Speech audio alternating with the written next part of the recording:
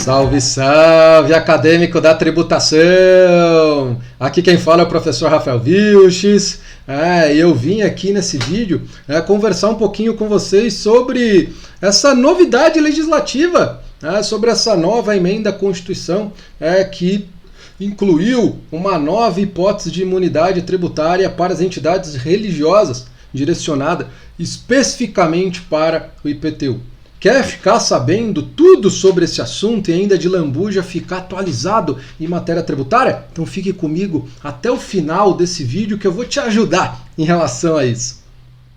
Essa proposta de emenda à Constituição, ela incluiu o parágrafo 1A, ou primeiro A, aí no artigo 156. E é importante, antes de a gente começar a tratar sobre essa imunidade, é importante a gente entender um pouco a estrutura desse dispositivo constitucional, desse artigo, do artigo 156. Eu gosto de falar que esse artigo é o habitat natural dos impostos municipais na Constituição Federal. Porque é aquele artigo que confere competência tributária aos municípios para criar juridicamente 3 impostos municipais. E aí que vem a estrutura desse dispositivo constitucional, desse artigo. Ele tem 3 incisos, então é um inciso para cada imposto e 3 parágrafos, também é um parágrafo para cada imposto. Então, o inciso 1, IPTU, inciso 2, ITBI, inciso 3, ISS. E aí os 3 parágrafos seguem também essa mesma sequência. O parágrafo 1º trata sobre IPTU, parágrafo 2º sobre ITBI e o parágrafo 3º trata sobre ISS. E esse parágrafo aí que foi incluído, referente a essa nova hipótese de imunidade tributária, é um parágrafo que está entre o parágrafo 1º e o parágrafo 2º, o parágrafo aí 1A. Essa alteração constitucional, ela, como eu já falei para vocês, incluiu esse parágrafo 1A no artigo 150, 156. Olha o texto aí na tela. Veja que essa nova imunidade tributária, essa nova hipótese de imunidade tributária é uma imunidade aí para as entidades religiosas. Só que essa imunidade, ela é diferente daquela imunidade que vocês estão acostumados a estudar lá no direito tributário. Aquela imunidade lá do artigo 150, inciso 6, a linha B. Mas fique aí que a gente vai abordar um pouco mais sobre essa diferença. Veja que essa imunidade, essa nova hipótese de imunidade para as entidades religiosas, é uma imunidade só para o IPTU. E já a outra imunidade, aqui existe desde o texto originário aí da Constituição, é uma imunidade para qualquer imposto, é uma imunidade lá, que abrange todos os impostos, imposto sobre patrimônio, renda e serviços. E essa diferença, ela reflete na localização dos dispositivos. Então a imunidade antiga, a imunidade lá das entidades religiosas, que existem desde o texto originário da Constituição, ela está lá no artigo 150, inciso 6, a linha B. Esse inciso 6 ele trata de uma imunidade genérica aí, para os impostos. Já essa nova hipótese de imunidade, ela não é uma imunidade genérica, é uma imunidade específica só para o IPTU. Então, por isso, o legislador constituinte derivado, ele optou em incluir um parágrafo no artigo 156. E ainda um parágrafo ali próximo do parágrafo 1º, que trata sobre IPTU, porque essa é uma imunidade específica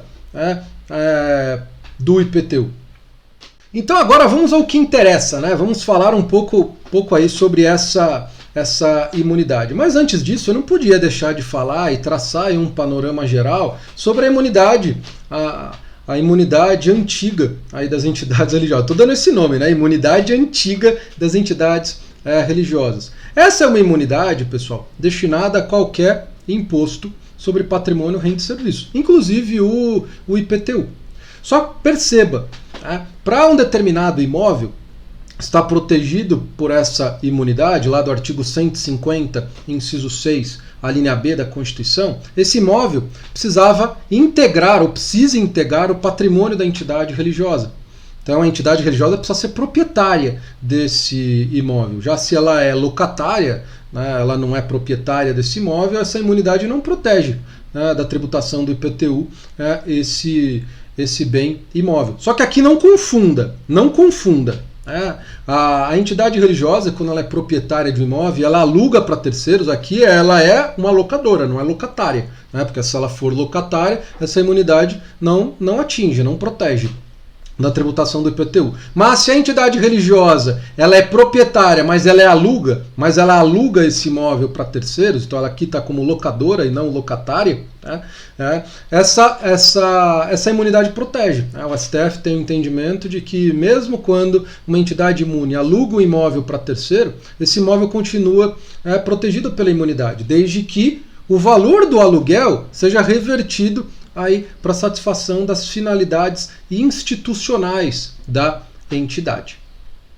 Já essa nova hipótese de imunidade, que é uma imunidade aí específica do IPTU, ela visa proteger a situação em que a entidade religiosa é locatária. Então ela não é proprietária do imóvel e ela, para poder exercer suas atividades institucionais, ela celebrou um contrato de locação com um particular e passou a ocupar esse imóvel.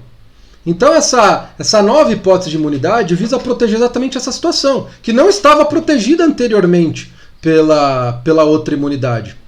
Eu coloquei para vocês, olha, quando a entidade religiosa é locatária ou é ocupante aí de um imóvel sem ser proprietária, ela não está protegida, esse imóvel não está protegido pela imunidade. Então essa nova hipótese de imunidade veio exatamente estender os efeitos dessa imunidade anterior para abarcar essas situações em que a entidade religiosa ocupa um imóvel como locatário.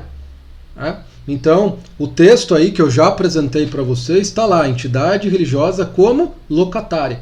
E aí que vem um ponto que a gente não sabe como que o STF vai se posicionar quanto a isso. Porque se a gente for olhar o texto da Constituição, fala lá, entidade religiosa como locatária. Então, em uma interpretação literal desse dispositivo, eu só vou aplicar essa imunidade para situações em que a entidade religiosa for locatária. Mas há outras situações em que a entidade religiosa ocupa um imóvel e ela não é proprietária. Então ela não estaria protegida por nenhuma dessas imunidades. Por exemplo, uma entidade religiosa que ocupa um imóvel como uma comodatária, como uma usuária, como uma arrendatária.